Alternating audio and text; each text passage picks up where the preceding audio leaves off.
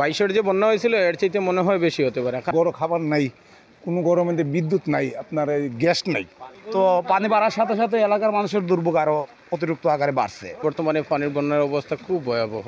আগে তো একটু অসুবিধা হলেই মানুষ আগায় আসতো যে আপনার কি প্রবলেম, আপনার কি সমস্যা। মনুষ্যত্বটা এখন আর দেখা যায় না। 3-4 দিন থেকে একবার বাড়ছিল, তবে আবার কমছে। গতকালকে রাত্রে মনে হয় 2:30 থেকে যে পানি বাড়া শুরু করছে এখনও বাড়তে আছে। তো বর্তমানে পানির বন্যার অবস্থা খুব ভয়াবহ। মানুষ বর্তমানে সবই প্রায় 60% বর্তমানে মানুষ প্রতিবন্ধী আছে। আমার বাসাত বর্তমানে হাঁটুর উপরেও পানি আছে, উপশহর ডি ব্লক। আশ্রয় কেন্দ্রে যাওয়ার চিন্তা ভাবনা আছে, দেখা যাক কী করা যায়। এখন যতক্ষণ পর্যন্ত ধৈর্য ধরতে পারি ততক্ষণ থাকতে পারবো। 22-এর যে বন্যা হয়েছিল এর চাইতে মনে হয় বেশি হতে পারে, কারণ 22-এর যে বন্যা হয়েছিল এরকম তো হয় নাই যে হুট করে হয়েছে না। এটা যখন হুট করে হয়েছে, মনে করেন রাত্রে 2:30 থেকে শুরু করছে, প্রায় 3-4 ঘন্টার ভিতরে পুরা বন্যা হয়ে গেছে। ওই তো পানি, সব দিক দিয়ে তো পানি, সবাই তো অসুবিধার মধ্যে আছে। কেউ অসুবিধার মধ্যে নেই, সবাই অসুবিধার মধ্যে আছে। বাদ বাকিটা আপনারা দেখুকা, একটু অবজার্ভ করুক আপনারা ভালো করে। পানি উঠছে সম্ভবত রাত্রে, আমি উঠছিলাম ফজরে নামাজ পড়তাম, তো মসজিদে আমি আসবো আর তাকাইয়া দেখি পানি রাস্তার মধ্যে, আমি আর বের হইনি। আমি এটাই বলতে পারবো। তবে রাত্রে আসছে আনুমানিক, আমি যখন এই 10টার দিকে গেছি তখন পানি ছিল না, ছিল এতটা না।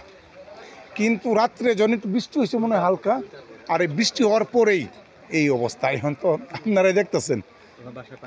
হ্যাঁ, আমার বাসায় পানি আছে, আমার বাসায় আরও পানি। আমি থাকি 60 তলার উপরে।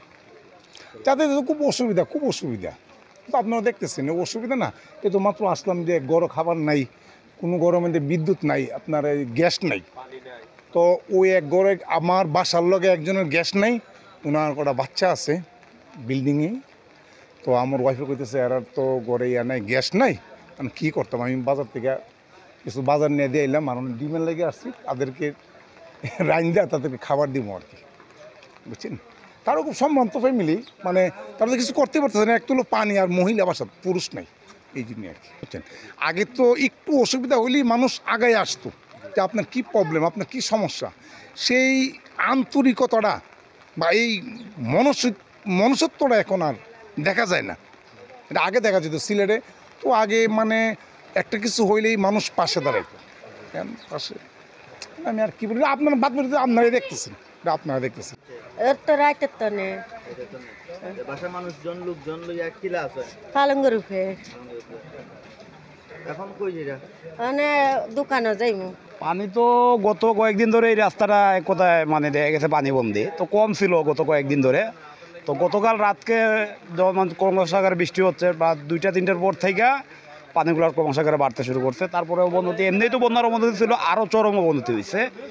তো পানি বাড়ার সাথে সাথে এলাকার মানুষের দুর্ভোগ আরও অতিরিক্ত আকারে বাড়ছে। প্রথম থেকে প্রায় 4-5 দিন থেকে এলাকার মানুষ বন্যা কবলিত হয়ে আছে, দুর্ভোগে ছিল। তো পানিটা কম ছিল, কম থাকার কারণে দুর্ভোগটা কম পয়িত হয়েছিল। তো এখন চরম আকারে আপনারা দেখতে পারতেছেন বা এলাকার মানুষজন চরম একটা দুর্ভোগ পাইতেছে। বন্যা একটা প্রাকৃতিক দুর্যোগ, এটা থাকবে। এটা মানে যেমন প্রত্যেকটা দেশেই বা বিশ্বের মধ্যে এটা একটা স্বাভাবিক বিষয়। প্রাকৃতিক দুর্যোগের সাথে তো ওপর তো কারো হাত নাই। কিন্তু বন্যা পরবর্তী সময়ে নাগরিকের যে অসুবিধাগুলো হয়, জনপ্রতিনিধি বলুন বা সমাজের বিত্তবান ব্যক্তিরা বলুন বা যারা সামাজিক সবসময় বলে যে সমাজের সুখে দুঃখে সবসময় মানুষের পাশে আছে, ওই রকম কারোকে এখন পর্যন্ত আমার চোখে মানে পড়ে নেই। তবে আমার চোখে পড়ে নাই, কেউ যদি মানে সহযোগিতা করে থাকে থাকতেও পারে। কিন্তু আমি মনে করি এখন সবচেয়ে বড় প্রয়োজন খাবার পানির। এই এলাকার মানুষের খাবার পানির সংকট তীব্র আকারে দেখা দিছে। বিদ্যুৎ নেই, মোবাইল সার্বিক দেখা গেছে যে মানুষ মোবাইল চার্জ দিতে পারতেছে না, বাজারের দেখা গেছে যে অসুবিধা হচ্ছে। আমি মনে করি যে মানে মানুষের কাজে উপকারে আসার জন্য যে জনপ্রতিনিধি হতে হবে তা না। কেউ যদি ধরেন ওয়ান টাইম একটা নৌকাও যদি এই রোডে যদি এখন ব্যবস্থা করতো, অনেক মানুষের অনেক উপকার হতো।